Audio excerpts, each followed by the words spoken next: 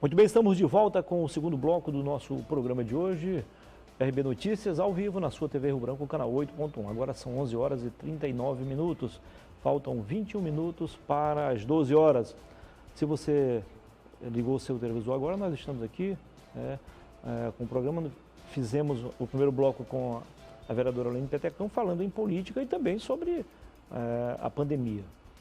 Sempre com o apoio do Arasuper e também do Araújo Mix, que juntos compõem a melhor, maior e mais antiga rede de supermercados do Acre, ok? E agora vamos falar de economia com o presidente da Associação Comercial do Acre, a CISA, o empresário Celestino Bento. Seja bem-vindo, presidente. Obrigado, Muniz. A CISA Casa do Empresário está sempre à disposição. A CISA, como eu falei agora há pouco, ela não representa só a área comercial, é comercial, industrial, serviço e agrícola, não é isso? Verdade.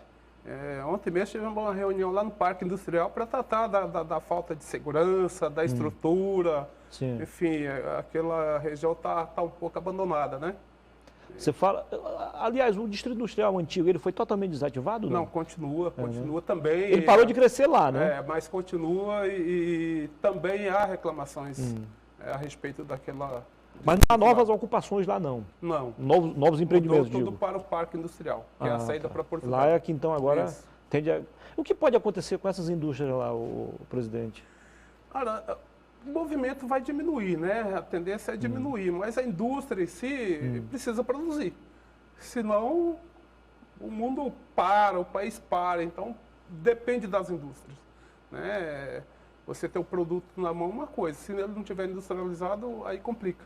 Então, o presidente, do ponto de vista da representação, a CISA acaba sendo mais importante do que a própria Federação do Comércio. Na verdade, a CISA é uma entidade a mais antiga, né? O primeiro registro da CISA foi em 1910.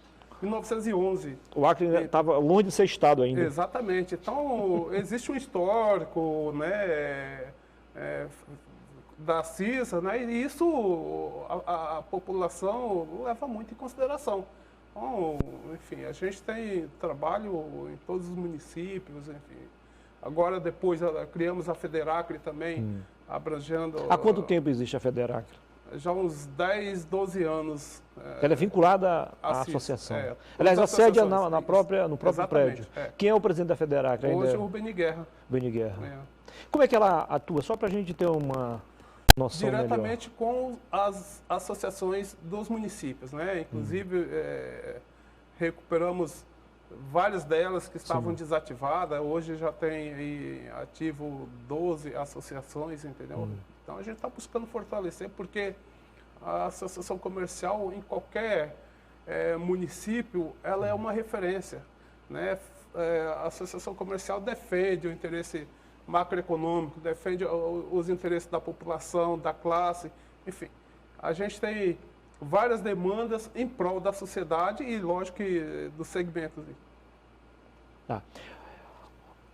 Ontem, aí na cadeira onde o senhor está, o governador Gladys Cameli admitiu que pode decretar o lockdown a qualquer momento, como forma de tentar, né, conter o crescimento da pandemia, do coronavírus aqui no Acre, sobretudo em Rio Branco. Os empresários se reuniram também esses dias, principalmente ontem, anteontem. Como é que vocês estão vendo tudo isso? Então, Muniz, eu tenho questionado, a gente não é contra o decreto, né, ou contra essa, talvez, atitude drástica, né, o posicionamento drástico de não, vou decretar o lockdown. Então, eu acho que eu não estou na pele dele e nem ele na nossa, né. Eu continuo defendendo, desde o começo, que o decreto foi muito amargo. E por quê? Então, está comprovado porque os índices continuam aumentando, não diminuiu, continua aumentando. Então, não é com o comércio fechado que isso iria reduzir ou diminuir. E não reduziu e nem diminuiu, né? Eu questiono muito se um mercado, por exemplo, pode atender 50 pessoas com todo o controle que eles estão fazendo, né? Pague Menos, o Mercado, a rede Supermercado Araújo estão fazendo o dever de casa. E por que não o comércio, né, que pode ir lá atender 1, 2, 3 pessoas ao mesmo tempo, não pode abrir? Então esse é o meu questionamento. Né? O doutor Fernando Lage, que por vários anos representou aqui um grupo que empregou milhares de pessoas, sim, hoje ele está praticamente aposentado, né? As empresas estão, mas ele não está mais comandando. Mas é muito ativo, bastante. E acredito que isso tem dado uma força a vocês também que estão na linha de frente. É um parceiro. Ele fez uma pergunta ontem aqui, foram várias perguntas, e eu fui ver depois do programa, não deu para fazer ao governador.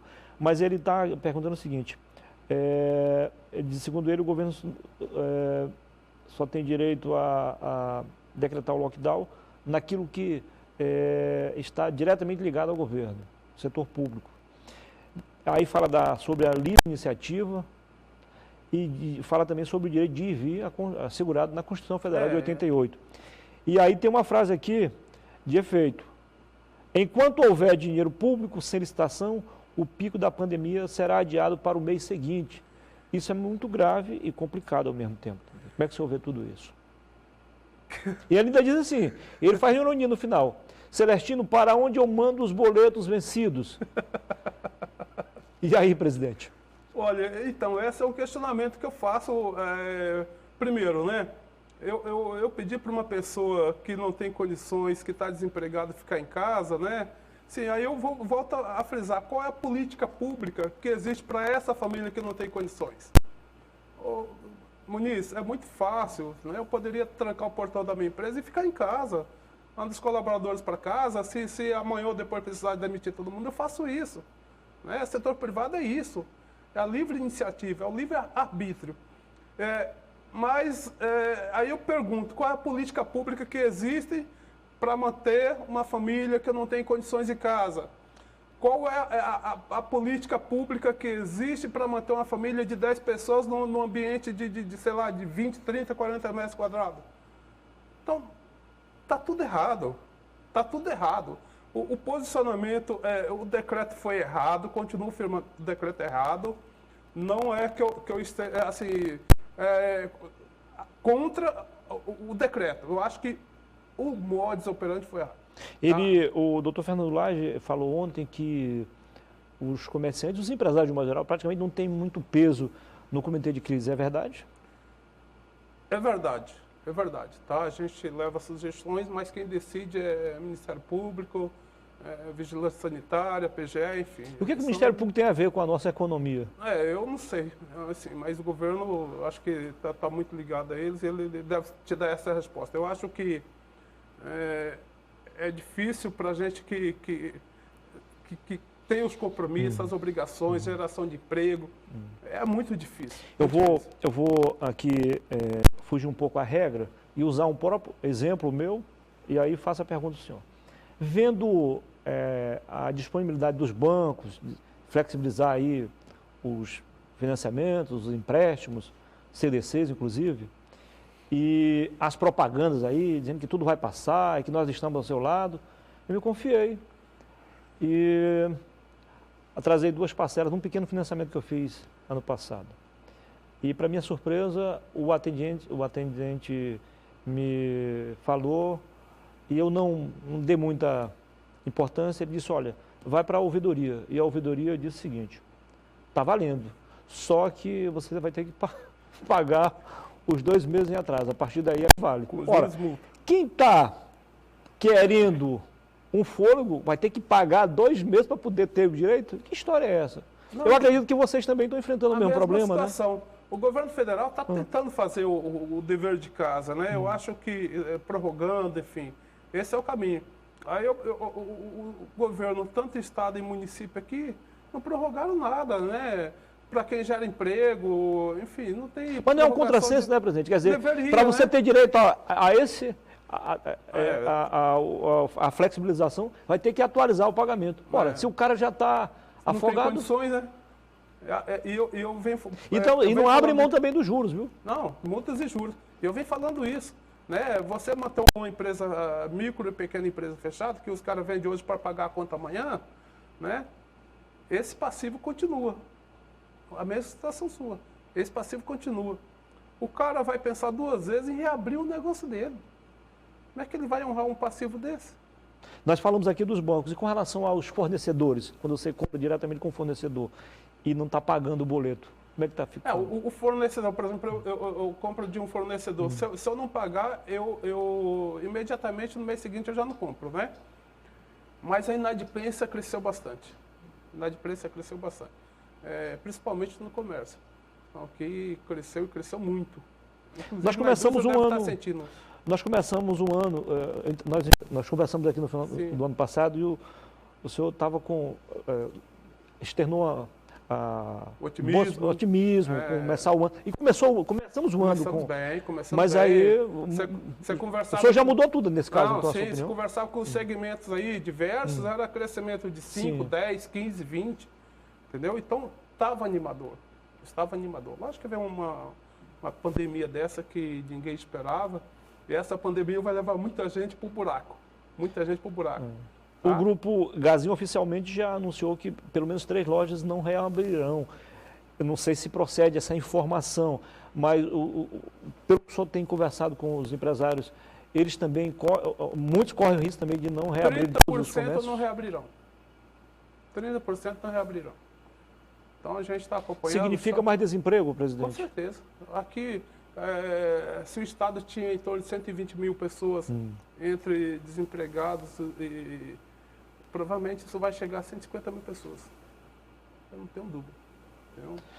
Se houver mesmo, de fato, a decretação do lockdown, como vai ser a reação dos empresários, sobretudo os comerciantes? Seria o extremo, né? Por quê?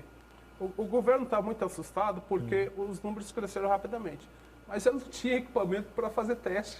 Os testes aumentaram em mais de 300%. Mas só está comprovando que já existia. Já existia. Entendeu? Já existia. Isso não é que a coisa está evoluindo. Existia e a coisa está aparecendo e vai aparecer.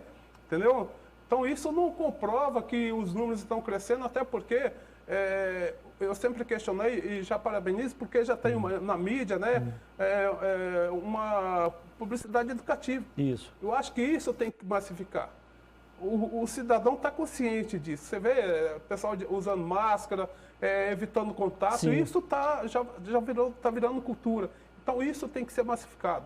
Na semana passada, uma live do senador Márcio Bittar, envolvendo o deputado Osmar Terra, que foi ministro da Cidadania, e mais ainda que o doutor Eduardo Veloso, empresário assim como o senhor, e o doutor Valdir Perazzo, que tem se identificado muito com a luta de vocês. E ali ele falou o seguinte, ele é especialista há vários anos em pandemias, ele disse que isolamento sem um distanciamento não funciona, tem efeito contrário. E aí deu o exemplo de as capitais que fizeram isso e fracassaram. E não, eu ainda não é o caminho. Tá? Eu continuo reforçando e batendo na tecla, não é o caminho. Eu acho que você matar a galinha dos ovos de ouro, né, no momento em que todo mundo está precisando, né, setor privado, lógico, precisando gerar riqueza, gerar emprego, muitas famílias desempregadas, eu acho que não é o momento de... Agora, qual seria a proposta hoje, presidente, de acordo com o que vocês vêm conversando aí para apresentar ao governo? Nós fizemos várias apresentações, né? Várias propostas. Proposta de salão de beleza, de restaurantes, de confecções, enfim, todo o empresariado está comprometido em seguir as normas. O que a gente, por exemplo, um restaurante que atendia lá 50 mesas lá, por exemplo, iria reduzir para 20, né, mantendo o distanciamento, diminuindo a circulação de ar, a temperatura ambiente, entendeu? Dá para todo mundo trabalhar. O que a gente recomenda, se dá para todo mundo trabalhar, ok, ou tem alguém de grupo de risco, fique em casa, enfim. Sim. Se você tiver condições, que fique em casa. Claro, né? Claro. O que não pode é paralisar toda uma economia, né, por um momento delicado desse. Eu acho que todo mundo precisa... A gente, numa decisão dessa, a gente precisa pensar macroeconômico. Entendi. Nós vamos ter outras oportunidades para voltar a falar sobre esse assunto. Eu quero agradecê-lo e desejá-lo um bom fim de semana. Obrigado, Muniz. E aí estamos sempre à disposição, né? Mais uma vez recomendando para a população, se você tem condições de ficar em casa, fique em casa. Se estiver no grupo de risco, fique em casa, tente se isolar, né? E ao sair, use máscara, evite contato, que esse é assim, está mais do que comprovado que a contaminação é contato ou via saliva, né? Então, assim, evitar esse tipo de coisa. Com certeza. Muito obrigado. Parabéns pelo trabalho. Obrigado. Pela coragem. À disposição. Muito bem. O coronavírus chegou ao presídio, atacou os agentes penais, os policiais penais e também alguns apenados. É sobre este assunto que nós vamos falar daqui a pouco, em 2 minutos, com o presidente da Associação dos Policiais Penais e também dos servidores de um modo geral, o Éden Azevedo. Até já.